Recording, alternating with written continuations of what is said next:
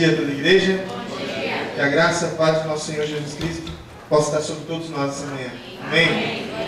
Amados, eu te convido nessa manhã a você pegar sua Bíblia e abri-la comigo em 1 Coríntios capítulo 11. Vamos ler então 1 Coríntios capítulo 11, versículo 23. Pois recebi do Senhor o que também lhes entreguei, que o Senhor Jesus, na noite em que foi traído, tomou o pão e, tendo dado graças, partiu e disse: Isso é o meu corpo, que é dado em favor de vocês, façam isso em memória de mim. Da mesma forma, depois da ceia, ele tomou o cálice e disse: Este cálice é a nova aliança no meu sangue. Façam isso sempre que o beberem em memória de mim. Porque sempre que comerem deste pão e beberem deste cálice, vocês anunciam a morte do Senhor até que ele venha. Portanto, todo aquele que comer o pão e beber o cálice do Senhor indignamente será culpado de pecar contra o corpo e o sangue do Senhor. Examine-se cada um a si mesmo, e então coma do pão e beba do cálice. Amém? Glória a Deus por esse texto tão lindo aqui, né? Que nos ensina a termos esse momento tão especial que é a ceia do Senhor. O apóstolo Paulo então aqui nos ensina os detalhes, a motivação, o porquê da ceia, o porquê que nós nos reunimos. E eu queria nessa manhã, com a amada igreja, nós trabalharmos em cima desse texto e observarmos alguns pontos importantes que nós podemos fazer e de se pensar num culto tão especial como esse, que é o culto onde nós somos convidados a sentarmos à mesa com o Senhor. Em primeiro lugar, nós vamos ver aqui 5 pontos nesse texto. O primeiro ponto que nós vamos ver é o versículo 24, que diz o seguinte: E tendo dado graças. Olha, eu queria observar com os irmãos aqui nessa manhã 5 lados que nós devemos olhar, 5 direções que nós devemos olhar e se pensar num culto como esse. Nesse versículo aqui, tendo dado graça, eu quero dizer para os irmãos que é um convite a nós olharmos para o alto. Quando o Senhor Jesus tomou o pão, como era costume na ceia, eles levantavam o pão, olhavam para cima, partiam o pão e davam graças ao Senhor. Então aqui é um convite a nós olharmos para o alto. Em que sentido? Talvez o sentido de Isaías 6, de contemplar quem é Deus, contemplar a glória do Senhor. É bem certo que muitos de nós acabamos tendo uma visão distorcida de quem é o nosso Deus. E eu estava lendo um texto outro dia que falava a respeito de o homem ser feito à imagem e semelhança de Deus. Só que hoje há uma tendência de o homem criar Deus conforme a sua imagem, a sua semelhança e a sua conveniência. Às vezes criamos um Deus que não está na Bíblia. Às vezes contemplamos um Deus que as Escrituras não revelam. Muitos contemplam um Deus irado, zangado, que está sentado num trono com uma longa barba branca, e no primeiro sinal de uma escorregada da nossa parte, ele se levantará do seu trono com trovões e relâmpagos e nos castigará. Muitos creem num Deus passivo, que está no trono, ele até existe, mas ele nos deixou por conta, à mercê da história, à mercê das consequências da vida. Então nós costumamos, às vezes, temos o hábito de criar esse Deus. Tem gente que cria um Deus parecido com um office boy. Ele está pronto a qualquer ordem, a qualquer pedido, e Deus sai igual um louco frenético para resolver o meu problema, aquilo que eu deixei fora de ordem, aquilo que eu baguncei. Então, por aí vai. Mas o texto diz: se tendo dado graças, devemos então olhar para o alto no sentido de ter a visão do verdadeiro Deus, o Deus revelado nas Escrituras, o Deus revelado na pessoa de Jesus Cristo. Como diz Hebreus 1,13, Ele é o resplendor da glória de Deus, a expressa imagem da sua pessoa. Jesus Cristo é a revelação exata da vontade e do caráter de Deus. Você quer saber quem é Deus e a opinião de Deus em relação ao pecado? É só ver como Jesus tratou o pecado. Você quer ver a opinião de Deus a respeito do casamento? Você vai em Jesus e você vai ver o que Jesus falou sobre casamento. Eu estava vendo uma entrevista numa universidade americana com aquele escritor Philip Yancey. E ele deu espaço para perguntas e perguntaram a ele a respeito do assunto tão polêmico hoje em dia, que é o homossexualismo. E ele queria saber a opinião E ao mesmo tempo ele alfinetou Filipenses para que Filipenses desse uma opinião. O que nós devemos fazer? Nós cristãos devemos levantar a voz contra esse assunto, contra essa situação. E ele começou a relatar a respeito de Jesus. Olha, Jesus, ele é a revelação da vontade de Deus e da pessoa de Deus. Então vamos ver como Jesus tratou esse assunto. Nos tempos de Jesus, sim, tinha homossexualismo e bastante. Nos tempos de Jesus tinha algo muito comum, que eram homens da elite, homens com influência, compravam meninos, e esses meninos eles os tinham como objeto sexual. Então, nos dias de Jesus tinha coisas até piores que o nosso dia. E ele vem assim, então vamos nas Escrituras e vamos ver o que Jesus falou sobre o assunto. Daí ele diz, muito bem, Jesus não falou nada sobre isso. Jesus simplesmente pregou a palavra e amou a todos. E ali ele então mostra, essa é a vontade de Deus. Você não tem que bater de frente com nada, você tem que amar as pessoas e pregar a palavra. Então nós devemos olhar para o alto e contemplar o nosso Deus. Quem Ele é? O que a Bíblia fala sobre Ele? Muito melhor ter uma experiência pessoal com esse Deus revelado nas Escrituras, como o profeta Isaías teve.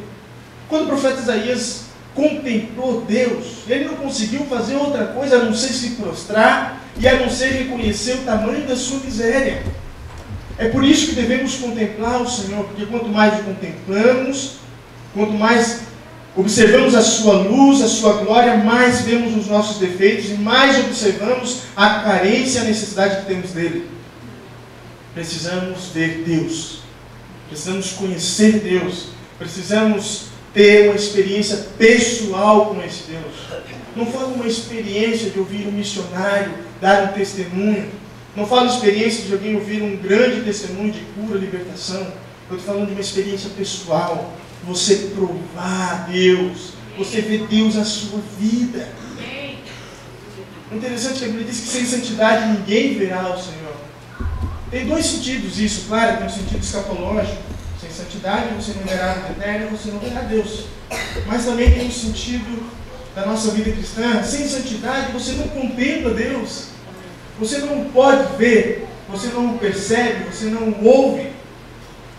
Você precisa ter essa experiência de caminhar com o Senhor e provar o Deus que é cantado aqui nas letras das músicas. O Deus que ama, o Deus que está perto, o Deus que cuida, o Deus que abre portas, o Deus que cura, o Deus que liberta. Você já parou para pensar que você pode passar por uma igreja, ter anos congregando numa igreja, cantar sobre Deus, ler sobre Ele, mas não ter uma experiência pessoal com Ele? Você sabia disso? Que isso é totalmente possível? Por isso você precisa olhar para o alto, conhecer Deus e ter uma experiência pessoal com esse Deus.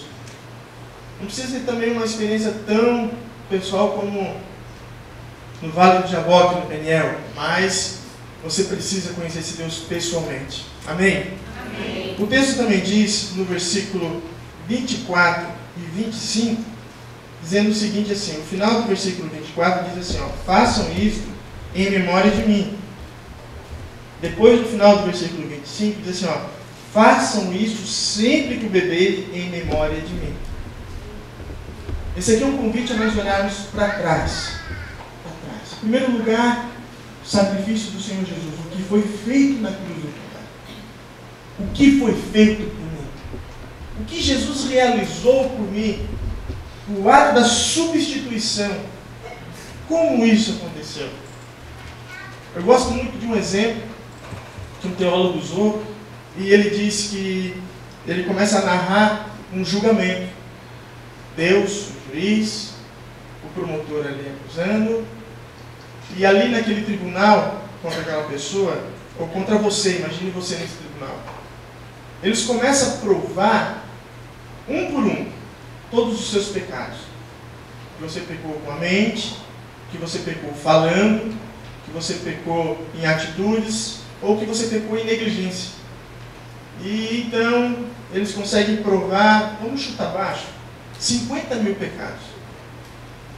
Chutando baixo. 50 mil pecados. todos eles provados com imagens, sendo ato pecado. Então, quanto a fatos, não há argumentos, na verdade. Então está lá provado. O juiz, então, não tem o que fazer a não ser bater o martelo e dizer culpado, declarado culpado. Só que só há uma sentença para o pecado, que a Bíblia diz. Qual é? Romanos 3:23. O salário do pecado é a morte, mas o dom gratuito de Deus é a vida eterna. Então, a sentença é a morte. E agora, o que a gente pode fazer? Nada. É nessa hora que entra o nosso advogado, como diz 1 João, justo e fiel. Glória a Deus. E ele então olha para o juiz e diz: eu quero fazer algo, mas não há o que fazer. Eles são culpados. Vamos fazer então o seguinte: eu quero a culpa deles sobre mim, e eu quero dar a minha inocência sobre eles. Então esse é o ato da substituição.